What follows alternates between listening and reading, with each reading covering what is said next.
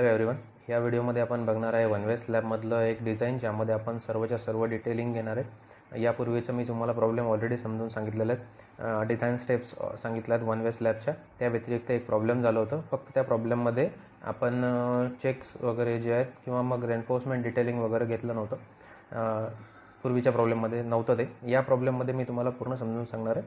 According to IS 456 कुठल्या clauses use केल्या जाते सर्वच्या सर्व मी या प्रॉब्लेममध्ये तुम्हाला वन बाय वन समजून सांगतो. ठीक आहे. सो आपण प्रॉब्लेम स्टार्ट करूया. डिझाईन आहे one way slab simply supported. आता हे जे असेल हा स्लॅब असेल सिम्पली सपोर्टेड. ठीक आहे. सिम्पली सपोर्टेड ओव्हर एक क्लिअर स्पॅन. यामध्ये तुम्हाला क्लिअर स्पॅन दिलेला आहे 5 मीटर विड, 5 मीटरचा. विड्थ ऑफ सपोर्ट दिलेला आहे, म्हणजे ते जे विड्थ ऑफ सपोर्ट हे जे दिसते तुम्हाला, हे विड्थ ऑफ सपोर्ट आहे, ते दिलेलं आहे तुम्हाला 300 mm. त्यानंतर यामध्ये दिलेलं आहे लाईव्ह लोड 2 kN/m². त्यानंतर आपल्याला यूज करायचं आहे M20 grade of concrete and Fe415 steel. Fe415 steel म्हटलेलं आहे यामध्ये, एवढं लक्षात ठेवायचं. त्यानंतर फ्लोअर फिनिश घ्यायचं आहे आपल्याला 1 kN/m². आणि आपल्याला यानंतर म्हटलं आहे draw a neat sketch showing details. Start करतो आहे आपण डिझाईन कॉन्स्टंट्सपासून. बघा, सोल्युशनमध्ये फर्स्ट जे आहे ते आहे डिझाईन कॉन्स्टंट्स. आता हा जो तुम्हाला इथे दिसत आहे हा आपला स्लॅब असेल आणि हे त्याचे सपोर्ट्स असेल. ठीक आहे. सपोर्ट्सचं जे हे दिलेलं आहे तुम्हाला, ते तुम्हाला 300 दिलेलं आहे. आणि क्लिअर स्पॅन जो असतो, म्हणजे क्लिअर स्पॅन म्हणजे इनर डिस्टन्स असते. ठीक आहे. इनर टू इनर डिस्टन्स जे आहे ते तुम्हाला ते दिलेलं आहे 5 मीटर लेंथ. आता यामध्ये डिझाईन कॉन्स्टंट्समध्ये बघू. M20 ग्रेड ऑफ कॉन्क्रीटसाठी सिग्मा CBC तुम्हाला माहिती असावं. ठीक आहे. त्यानंतर Fe415 त्याच्यासाठी सिग्मा ST तुम्हाला लिहायचं आहे. त्यानंतर M हे सगळेचे सगळे डिझाईन कॉन्स्टंट्स आहेत. हे मी तुम्हाला ऑलरेडी वरती प्रिव्हियस व्हिडिओमध्ये समजून सांगितलं. ते सर्वचे सर्व design constant according to that लिहून घ्यायचे. त्यानंतर लाईव्ह लोड घ्या. लाईव्ह लोड लिहायचं आहे इथे दिलेलंच आहे लाईव्ह लोड 2 आणि फ्लोअर फिनिश पण इथे दिलेलं आहे तुम्हाला 1 kN. ठीक आहे. So this is what design constants. हे झाले फर्स्ट. आता सेकंड जे आहेत, आता यामध्ये थोडेसे स्टेप्समध्ये थोडंसं चेंजेस असणार आहे. यामध्ये नंबर 2 जे आहेत ते तुम्हाला ट्रायल डेप्थ आणि इफेक्टिव्ह स्पॅन तिथेच फाइंड आउट करायचं आहे. ठीक आहे. ट्रायल डेप्थ पण फाइंड आउट करायचं आहे. त्यामध्ये इथेच तुम्हाला स्मॉल डी इफेक्टिव्ह डेप्थ पण मिळणार आहे आणि टोटल ओव्हरऑल पण डेप्थ मिळणार आहे. आता ट्रायल डेप्थ जे आहेत ते आहेत तुमचा formula according to D required. D रिक्वायर्डचा फॉर्म्युला मी तुम्हाला प्रिव्हियस याच्यामध्ये ऑलरेडी समजून सांगितलेलं आहे. स्पॅन जो आहे तो आपल्याला सेंटर टू सेंटर घ्यायचा आहे. स्पॅन जो असेल आपल्याला तो सेंटर टू सेंटर घ्यायचा आहे नेहमी, एवढं लक्षात ठेवायचं. सो स्पॅन जो आहे तो centre to centre divided by 20 × mm, that is modification factor. आता यामध्ये बघा, तुम्हाला ऑलरेडी मी सांगितलं आहे, हा एक सपोर्ट आहे इथे, हा दुसरा सपोर्ट आहे आणि हा यावरती एक स्लॅब आहे. तर तुम्हाला इथून इथपर्यंत दिलेला आहे 5 मीटर आणि याचा अर्धा म्हणजे इफेक्टिव्ह जो राहतो तो राहतो याच्या सेंटर टू सेंटर. म्हणजे आपल्याला काय आहे हे असेल इफेक्टिव्ह स्पॅन. म्हणजे यामध्ये काय असेल, इकडनं 300/2 म्हणजे 0.15 है ना, 0.15 प्लस हे मधातलं 5 प्लस इकडनं 0.15. तर असं टोटल तुम्हाला यामध्ये घ्यायचं आहे. हे बघा, 5 plus 0.15 plus 0.15 divide by 20 × modification factor तुम्हाला दिलेलंच आहे ऑलरेडी डिझाईन कॉन्स्टंट्समध्ये according to design constants. So यामध्ये आपण काय फाइंड आउट केलं आहे, डी रिक्वायर्ड आपला 217.5 mm.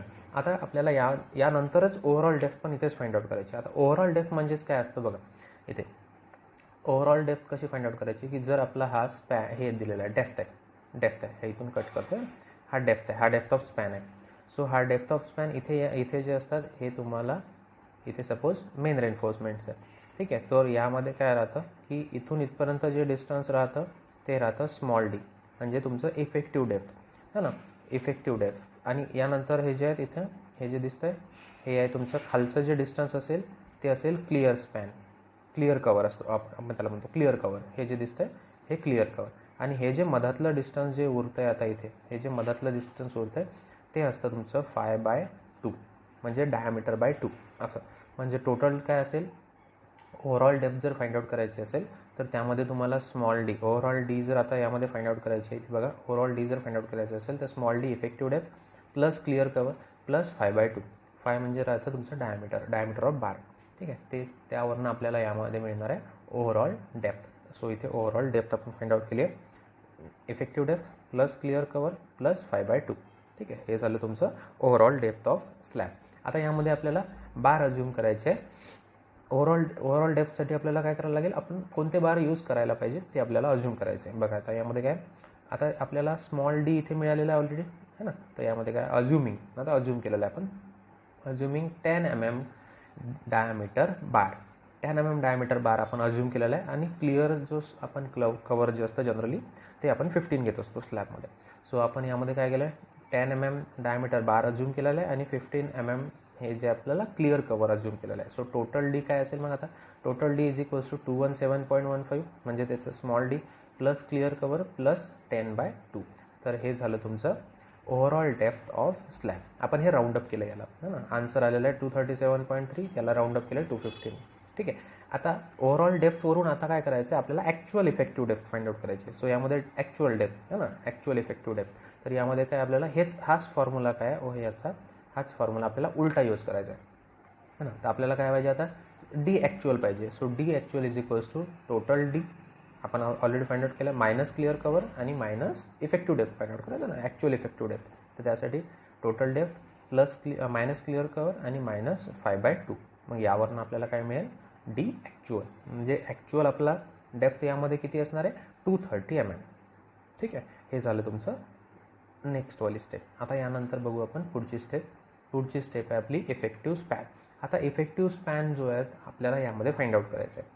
इफेक्टिव्ह पूर्वीच्या याच्यामध्ये केलं नव्हतं, यामध्ये तुम्हाला इफेक्टिव्ह स्पॅन पण फाइंड आउट करायचं आहे. बघा आता, as per clause number 22.2 of IS 456 effective span, इथे पहिले वाचून घ्या, नंतर मी तुम्हाला IS कोडमध्ये समजून सांगतो. बघा, as per clause 22.2 according to IS 456-2000 effective span कसा असायला पाहिजे, एकतर दोनपैकी एक तर centre to centre distance between support आणि नंबर 2 ऑरमध्ये clear support plus effective depth, clear span plus effective depth, whichever is लेस.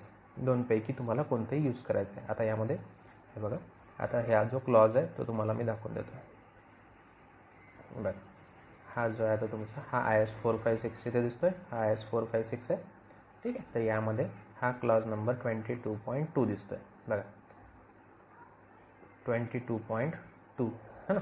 तर यामध्ये काय म्हटलं आहे बघा, for a simply supported span the effective span of the member that is not built integrally with its support, म्हणजे त्याचा combine नाही आहे, सिम्पली सपोर्टेड आहे ना, खाली बीम आहे वरती स्लॅब आहे असं. हां, शाल बी टेकन ॲज, बघा इथे आता clear span plus effective depth of slab, एक clear span plus effective depth of slab, or slab or beam, or centre to centre of support whichever is less. Centre to centre of supports पाहिजे आणि किंवा मग clear span plus effective depth, यापैकी दोनपैकी कोणता जो हे असेल, कमी असेल, तो तुम्हाला यामध्ये घ्यायचा आहे. सो हा झाला आहे तुमचा IS 456. बघा आता पुन्हा, आता यामध्ये काय अकॉर्डिंग टू क्लॉज मी तुम्हाला ऑलरेडी सांगितलं, या दोनपैकी एक घ्यायचा आहे. आता यामध्ये आपल्याला काय इफेक्टिव्ह स्पॅन अज्युम करायचा आहे. इफेक्टिव्ह स्पॅन म्हणजेच काय, centre to centre distance. So यामध्ये इफेक्टिव्ह स्पॅन म्हणजेच काय असेल, क्लिअर स्पॅन प्लस इकडलं हाफ डिस्टन्स. हे बघा, हे सपोर्ट होतं, हा एक सपोर्ट होता आणि हा स्लॅब होता. सो हा जो आहे आपल्याला हा दिलेला आहे 5 मीटर. तर आपल्याला इफेक्टिव्ह म्हणजेच काय असेल, हे असेल, हे वाला डिस्टन्स पाहिजे. तर इकडला हाफ पोर्शन आपल्याला घ्यावा लागेल, हा वाला, हा जो हाफ पोर्शन आहे तो असेल तुमचा 0.15, हा असेल 0.15 आणि मधातला असेल 5. तर यामध्ये काय असेल बघा, इथे काय आता 5000 प्लस 150 mm मध्ये घेतलं आहे, प्लस 150 म्हणजे तुमचा स्पॅन किती झाला आहे आता बघा. स्पॅन इथे झालेला आहे 2300, और काय म्हटलेलं आहे, second clear span plus effective depth. आता यामध्ये क्लिअर स्पॅन काय 5000 प्लस इफेक्टिव्ह डेप्थ आहे 230, विच एव्हर इज लेस म्हटलेलं आहे. म्हणून यामध्ये आपण काय प्रोव्हाइड करतो, या दोघांपैकी जे कमी असेल ते आपण यामध्ये इफेक्टिव्ह स्पॅन प्रोव्हाइड करेल. मग इफेक्टिव्ह स्पॅन किती झाला, LE इज इक्वल्स टू 2530. दोनपैकी जो कमी असेल तो घेतला. यानंतर काय लोड कॅल्क्युलेशन, जे प्रिव्हियस याच्यामध्ये तुम्हाला सांगितलं आहे तसंच असणार. बघा, total load is equals to काय, सेल्फ वेट म्हणजे dead load plus floor finish plus live load. आता डेड लोड काय असेल, डेड लोड म्हणजेच काय, area into density of concrete. Area आपण नेहमी बी 1 मीटर अज्युम करतो. सो 1 इंटू डेप्थ आहे 250 आपली 0.25, त्याला मीटरमध्ये कन्वर्ट केलं, into density of concrete that is 25, plus floor finish 1 आहे आणि लाईव्ह लोड आहे 2. म्हणजे हे झालं तुमचं load, total load on slab. हे झालं तुमची नेक्स्ट वाली स्टेप. त्यानंतरची बघा, आता त्यानंतरची स्टेप आहे तुमची आता बेंडिंग मोमेंट कॅल्क्युलेशन. आता बेंडिंग मोमेंट कॅल्क्युलेशनमध्ये काय तुम्हाला बेंडिंग मोमेंटचा फॉर्म्युला यूज करायचा आहे, W/LE²/8. WL² आहे तर आपल्याला L इफेक्टिव्ह घ्यायचा आहे, म्हणून W/LE²/8 हे झाला तुमचा बेंडिंग मोमेंटचा formula. So according to that formula आपल्याला बाकी सर्व तुम्हाला दिलेलं आहे. हे 9.25 आपण इथे ऑलरेडी फाइंड आउट केलं आहे. हे पण आता इफेक्टिव्ह डेप्थ आपण फाइंड आउट केली /8. तर यानंतर तुम्हाला काय मिळणार आहे, इथे मुवमेंट मिळणार आहे, बेंडिंग मुवमेंट. आता बेंडिंग मुवमेंट फाइंड आउट केल्यानंतर आता तुम्हाला काय करायचं आहे, एरिया ऑफ स्टील. आता यामध्ये area of main steel, spacing of main steel find out करायचं आहे, त्यानंतर एरिया ऑफ डिस्ट्रीब्युशन स्टील आणि स्पेसिंग ऑफ डिस्ट्रीब्युशन स्टील. त्यानंतर मग आपण चेकचे फॉर्म्युले बघू. बघा आता रेन्फोर्समेंट कॅल्क्युलेशनमध्ये तुम्हाला जसं फॉर्म्युला प्रिव्हियस ज्यामध्ये सांगितलं, AST = M/ST/Z. यामध्ये सर्वच्या सर्व व्हॅल्यू तुम्हाला ऑलरेडी दिलेल्या आहेत, म्हणून यामध्ये काय सर्व व्हॅल्यूज एंटर करायचे आहेत आणि खाली लिहायचं, खाली तुम्हाला हे मिळणार आहे आन्सर, बरोबर आहे. सो त्यानंतर आहे तुम्हाला स्पेसिंगचा फॉर्म्युला. सो स्पेसिंग आपण काय केलं, 10 mm बार अज्यूम केलेला ऑलरेडी वरती. So spacing of 10 mm diameter bar. So वरती कारण आपण 10 mm अज्यूम केला म्हणून इथे आपण स्पेसिंग 10 mm ठेवली आहे. सो स्पेसिंगचा फॉर्म्युला आहे, हा स्पेसिंगवाला फॉर्म्युला आहे, area of 1 bar into 1000 area of 1 bar divide by AST into 1000 काय आहे, विड्थ ऑफ स्लॅब एका मीटरसाठी, है ना. एका मीटरसाठी स्पेसिंग आपण यूज करत असतो, म्हणून काय area of 1 bar divided by total area of steel into 1000. तर हे आपल्याला काय मिळालं आहे बघा, इथे 117 मिळाला. तर त्याला आपण राऊंडअप केलं 115, विच इज लेस दॅन, कारण तो लेस दॅन असायला पाहिजे 3 टाइम्स डायमीटर. तर 3 टाइम्स डायमीटर काय खूप जास्त येऊन आलं, 690 येऊन आलं. So which is less than, म्हणून काय लिहायचं, therefore provide 10 mm 5 bars at 115 mm centre to centre, असं तुम्हाला तिथे स्टेटमेंट लिहायचं. ठीक आहे, पुन्हा एकदा जे मी सांगितलं ते वाचून घ्याल एकदा, ठीक आहे, ऐकून घ्याल. त्यानंतरची स्टेप आहे डिस्ट्रीब्युशन स्टील. जसं मेन स्टील आपण फाइंड आउट केलं, मग स्पेसिंग फाइंड आउट केलं. आता डिस्ट्रीब्युशन स्टील फाइंड आउट करायचं, मग त्याचं स्पेसिंग फाइंड आउट करायचं आहे. बघा ॲज पर क्लॉज इथे क्लॉज नंबर आहे 26.5.2.1. आता हा क्लॉज आपण बघू, इथे 26.5 पॉईंट म्हटलं आहे ना, तर इथे 22 दिसतं, इथे 23 आहे, त्यानंतर 25 झालं आहे, 26.5 पॉईंट समथिंग, 26.5.2. हा बघा 26.5.2.1. आता यामध्ये काय बघा, the mild steel reinforcement is either dimension in slab shall not be less than distribution bar 0.15% of the total cross sectional area. However 0.15 घ्यायचं general. However the value can be reduced to 0.12% for HYSD bar. आता HYSD बार जर असेल म्हणजे Fe250च्या व्यतिरिक्त जर बार असेल तर आपल्याला 0.12% घ्यायचं आहे डिस्ट्रीब्युशन स्टील, है ना. आणि 0.15 कधी घ्यायचं आहे, जेव्हा तुमचं Fe250 असेल तेव्हा. सो हे समजलं तुम्हाला, हे झालं आहे अकॉर्डिंग टू धिस क्लॉज. तुम्हाला यामध्ये काय करायचं आहे, इथे आपण काय घेतलं आता, प्रोव्हाइड 0.12% ॲज हे डिस्ट्रीब्युशन रेन्फोर्समेंट तुम्हाला 0.12 घ्यायचं आहे, कारण आपण वरती Fe415 म्हटलेलं आहे म्हणून काय एरिया ऑफ स्टील यामध्ये काय 0.12 डिवायडेड बाय 100, है ना, into B into D. Base 1000 म्हणजे 1 मीटर इंटू D 250 झालं. म्हणजे याच्या अकॉर्डिंगली आपल्याला काय मिळालं आहे, याच्या अकॉर्डिंगली इथे आपल्याला मिळालं आहे एरिया ऑफ डिस्ट्रीब्युशन स्टील. आता area of distribution steel find out केल्यानंतर त्याचं स्पेसिंग फाइंड आउट करायला लागणार आहे. सो स्पेसिंग फाइंड आउट करायसाठी काय करायला लागणार आहे, अज्यूम 8 mm डायमीटर बार. आता आपल्या मनाने करू शकतो आपण, 6 mm पण करू शकतो, 8 mm पण करू शकतो. तर आता यामध्ये 8 mm प्रोव्हाइड केलं आहे.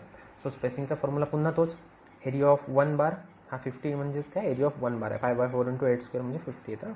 Area of 1 bar divided by यामध्ये म्हटलं आहे AST म्हणजे हे एरिया ऑफ स्टील इंटू 1000 म्हणजे विड्थ एका मीटरसाठी. तर आपल्याला इथे आलेलं आहे 165. सो म्हणून इथे काय लिहिलं आहे, देअरफॉर प्रोव्हाइड 10, इथे बघा वरती मी ऑलरेडी सांगितलं होतं तुम्हाला, यामध्ये दोन्ही ॲट अ टाईम लिहिलं आहे. Provide 10 mm 5 bar at 115 mm centre to centre, है ना, ॲज मेन स्टील. आणि त्यानंतर and provide 8 mm 5 bar at 165 centre to centre as a distribution steel. म्हणजेच या अकॉर्डिंगली ही डायग्राम आपण ड्रॉ करायची आहे ना. त्या एका डिरेक्शनमध्ये तुमचे मेन स्टील आले. आता मेन स्टील ते अल्टरनेट बेंटअप असायला पाहिजे. तर ते जे आहे हे डायग्राम थोडीशी करेक्ट कराल. ते अल्टरनेट बेंटअप आहे मेन स्टील. आणि डिस्ट्रीब्युशन स्टील जे असणार आहे ते असणार आहे तुमचं हे. आता यामध्ये क्रॉस सेक्शन जे आहेत त्यामध्ये मेन स्टील हे नेहमी खाली राहतं आणि डिस्ट्रीब्युशन स्टील जे असतं हे जे डिस्ट्रीब्युशन स्टील जे दिसतं ते वरती राहतं. मेन बार खाली असतात आणि डिस्ट्रीब्युशन बार वर असतात. ठीक आहे. सो यामध्ये क्रॉस सेक्शन एरिया झाला याचा. हा झाला क्रॉस सेक्शन एरिया. समजलं इथपर्यंत. आता यानंतर आहे चेक फॉर डेप्थ. जसं मी तुम्हाला म्हटलं होतं चेक फॉर डेप्थ आपल्याला यामध्ये घ्यायचं आहे. आता डिफरंट चेक घ्यायचे. आता फर्स्ट जे आहे ते चेक फॉर डेप्थ आपल्याला चेक करायची. आपण जी प्रोव्हाइड केली ते सेफ आहे की नाही. सो आपल्याला यामध्ये काय करायचं आहे, equate MR with actual movement. Movement of resistance जो आहे तो ॲक्च्युअल मुवमेंटसोबत त्याला आपण काय करायचं, इक्वेट करायचं. सो यामध्ये बघा MR जो आहे तुमचा ऑलरेडी यामध्ये वरती डिझाईन कॉन्स्टंट्समध्ये दिलेला आहे. 0.92 कुठून आला ते बघून घ्या. So 0.92 BD². B म्हणजे 1000 × D आपल्याला फाइंड आउट करायचं आहे ना, इक्वेट करायसाठी. आणि त्यानंतर ॲक्च्युअल बेंडिंग मुवमेंट आलेली आहे तुमची 31.62. ॲक्च्युअल बेंडिंग मुवमेंट इथे आली असेल. ॲक्च्युअल बेंडिंग मुवमेंट कुठे आहे, हे ॲक्च्युअल बेंडिंग मुवमेंट ही व्हॅल्यू आहे ना, ही व्हॅल्यू ही तीच व्हॅल्यू आपल्याला इथे टाकायची आहे. यामध्ये बघा इथे काय हे MR आहे आणि हे M आहे. तर याच्या अकॉर्डिंगली आपली किती आली, D किती असायला पाहिजे ते आहे 185 असायला पाहिजे. चेक फॉर डेप्थसाठी आपण आलेली आहे 185पर्यंत असायला पाहिजे. त्यापेक्षा जर आपल्याला कमी आला असता तर मग आपल्याला 185 प्रोव्हाइड करायला लागला असता किंवा आपलं हे सर्वच्या सर्व रिपीट करायला लागलं असतं. आता आपला ॲक्च्युअल डेप्थ किती आहे 230 mm. सो आपण काय ऑलरेडी सेफर साईड आहे. म्हणजे आपण काय 185 mm पाहिजे होतं मिनिमम आणि आपण प्रोव्हाइड करतो 230 mm. So hence okay. म्हणजे हे झालं आहे, हे चेक झालेलं आहे ओके हां ना. म्हणून आपण हा चेक ओके करू. त्यानंतरचं चेक आपल्याला अप्लाय करायचं आहे डेव्हलपमेंट लेंथ. आता हे डेव्हलपमेंट लेंथ जे आहे ते सेंटर टू सेंटरपासून असं राहतं. हे जे राहतं ते राहतं L0. डेव्हलपमेंट लेंथ म्हणतात याला. आता यामध्ये हे आपल्याला हे यामध्ये बघा आता according two clause number 26.2.3.3C हा जो आहे बघा फाय इंटू सिग्मा हा फॉर्म्युला है ना, five into sigma S/4 tau BD is less than M1/V plus L0 है ना. आता यामध्ये हे जे आहे हे थोडंसं किचकट आहे, फक्त लक्षात घ्या. हा फॉर्म्युला जो आहे is less than M1/V into L0. आता क्लॉज नंबर 26.2.3.3 बघू आपण. काय म्हटलं 26.2.3.3. तो फॉर्म्युला जो आहे तो कुठून आणला आहे ते बघू आता. बघा दिसतं आहे बघा. At simple support and the point of inflection positive movement tension enforcement shall be limited to this LD computed by हे बघा 26.2.1 डज नॉट एक्सीड. म्हणजे यामध्ये should not be greater than म्हणजे लेस दॅन काय. आता 26.2.1 म्हणजे पहिले दाखवून देतो तुम्हाला. 26.2.1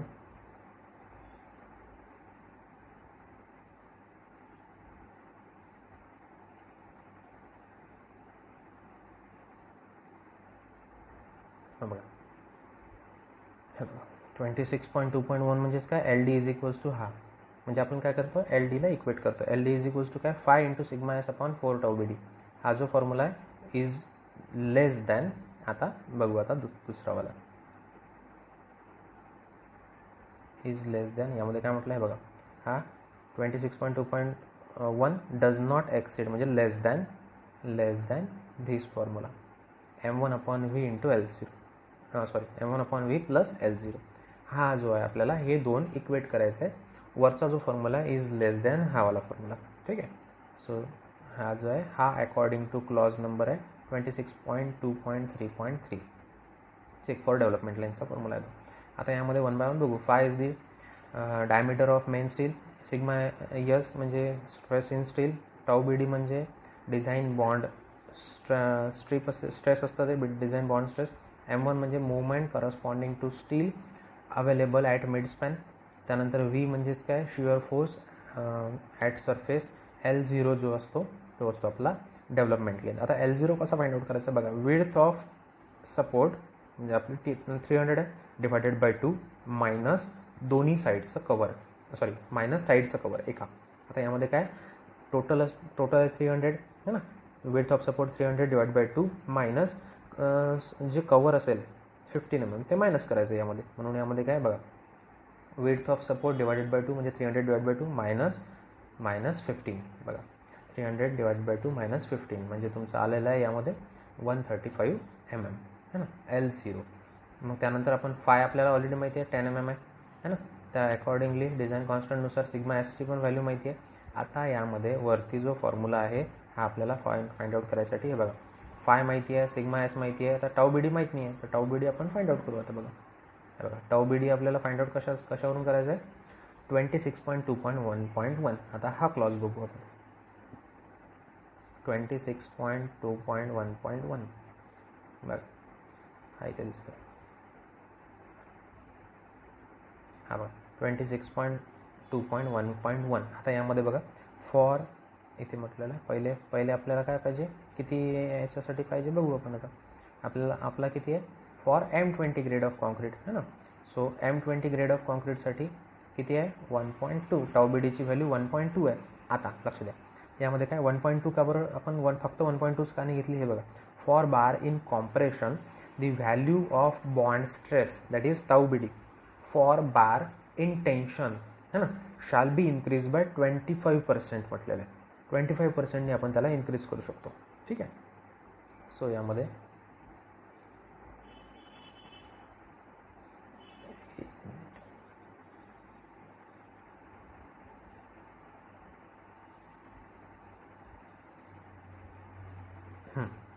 हे कॉम्प्रेशनमध्ये त्यानंतर म्हटलेलं for deform bar conforming to IS 1786 these value वरची ही जी व्हॅल्यू आहे ना ही value these values shall be increase by 60%. 60%ने ते इन्क्रीज होतात. म्हणून यामध्ये काय केलेलं आहे आपण इथे बघा 1.2 इंटू 60% म्हणजेच काय असेल यामध्ये बघा इथे काय केलं आहे 1.2 इंटू 1.6 60%ला आपण त्याला कन्वर्ट केलं 1.6 मध्ये. म्हणून यामध्ये टाऊ बी डीची व्हॅल्यू काय झाली आपली 1.2 इंटू 1.6 1.9 न्यूटन पर mm². आता ही जी मुवमेंट असतं ती मिड स्पॅनची राहते म्हणून त्याला आपण हाफ घ्यायचं. M1 इज इक्वल्स टू काय आहे बघा इथे M1 म्हटलं म्हणजे काय movement corresponding to stress available at the mid span म्हटलेलं आहे. ठीक आहे. म्हणून यामध्ये काय आपण हाफ घ्यायचे मुवमेंटच्या हाफ घ्यायचा. सो इथे मुवमेंटच्या हाफ घेतली आपण. हे आपण काय करतोय आता सर्वच्या सर्व पहिले या फॉर्म्युल्यामध्ये ज्या ज्या व्हॅल्यू लागतात आहे पहिले फाय माहिती केला मग सिग्मा एस फाइंड आउट केला मग tau B D find out केला. आता M फाइंड आउट करतोय त्यानंतर आता V फाइंड आउट करू. बघा V इज इक्वल्स टू काय असेल आता V म्हणजे शिअर स्ट्रेस. सो V म्हणजे शिअर स्ट्रेस ते नेहमी असते WL/2 शिअर स्ट्रेस है ना. सो WL/2 हा जो झाला सॉरी हा V जे असेल बरोबर WL/2. आता W/LE/2 असतं ते इफेक्टिव्हली. म्हणून यामध्ये काय Wची व्हॅल्यू आपण वरती ऑलरेडी फाइंड आउट केलेलीच आहे total weight of slab into L that is 5.23 divided by 2 म्हणजे हे झालं तुमचं हे V झालं आणि लास्टमध्ये झालं आहे L0. आता ह्या सर्वच्या सर्व ज्या व्हॅल्यू आपण 1 बाय 1 फाइंड आउट करत आलेल्या आहे त्या सर्वच्या सर्व आपण यामध्ये टाकलेल्या आहे. ह्या काय झालं आहे 10 इंटू 230 म्हणजेच काय बघा इथे हा फॉर्म्युला पण आहे बघा फाय म्हणजेच 10 सिग्मा एस 230 है ना अपॉन 4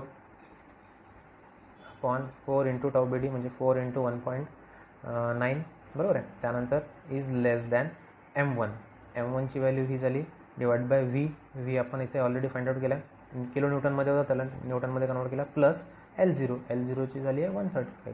सो हा formula should be less than हा फॉर्म्युला. म्हणून यामध्ये काय केलेलं आहे बघा इथे दिसतंय याच्यामध्ये this formula should be less than this one.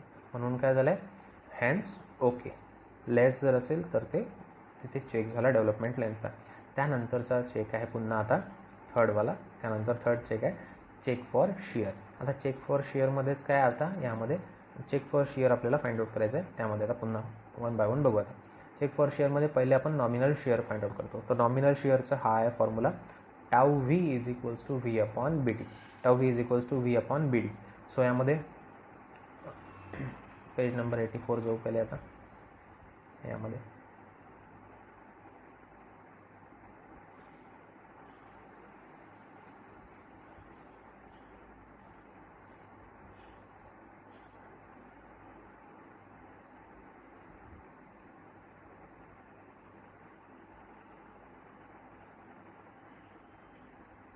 82,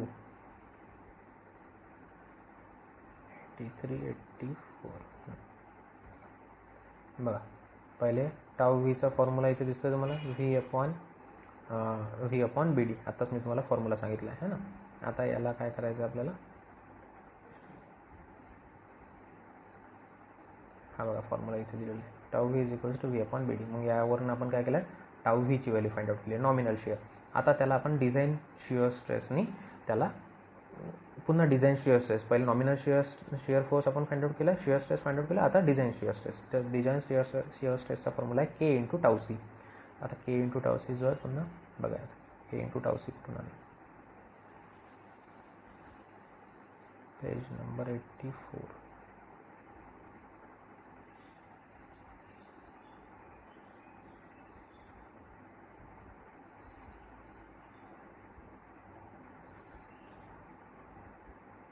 हे बघा,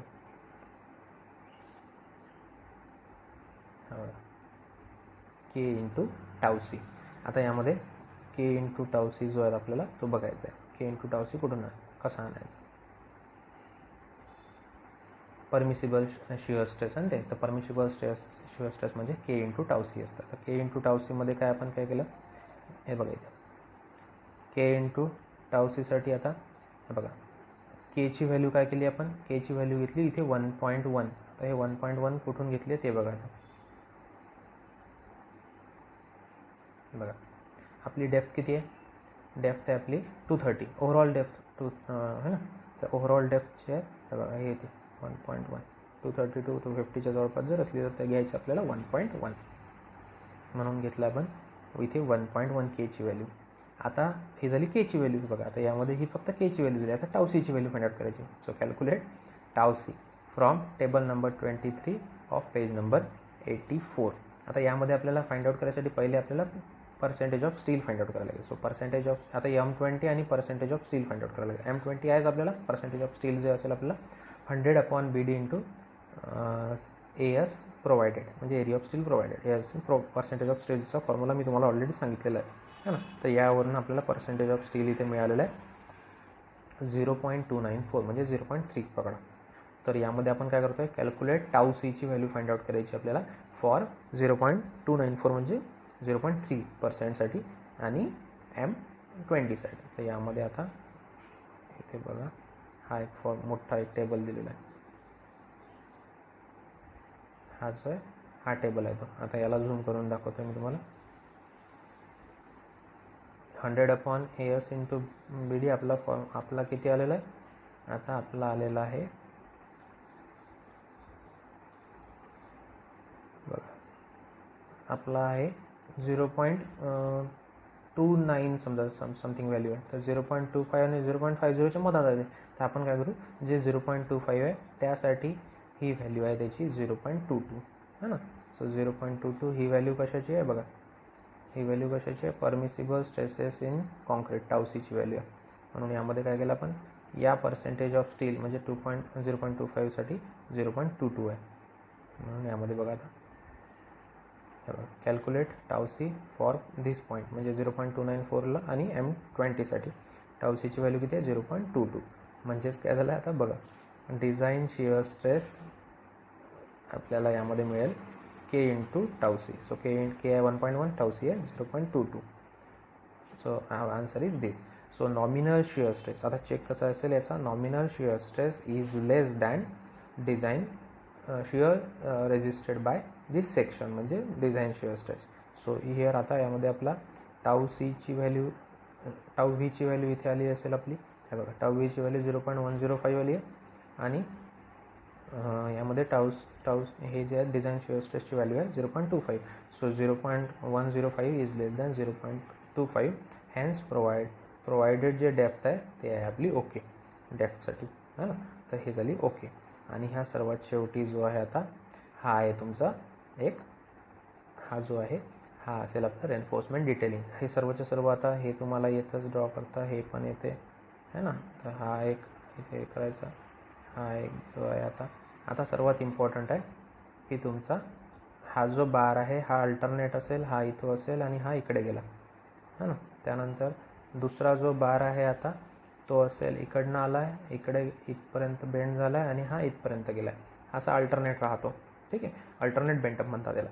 आणि हे जे डिस्ट्रीब्युशन जे स्टील असेल यामध्ये, डिस्ट्रीब्युशन स्टील जे आहे ते इथे असतं, हे मधामधात जे आहेत ना ते वरती राहतं.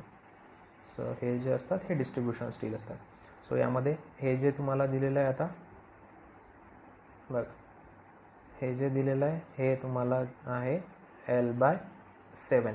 इकडनं पण हे जे आहे ते L/7 आहे, अल्टरनेट बेंटअप है ना.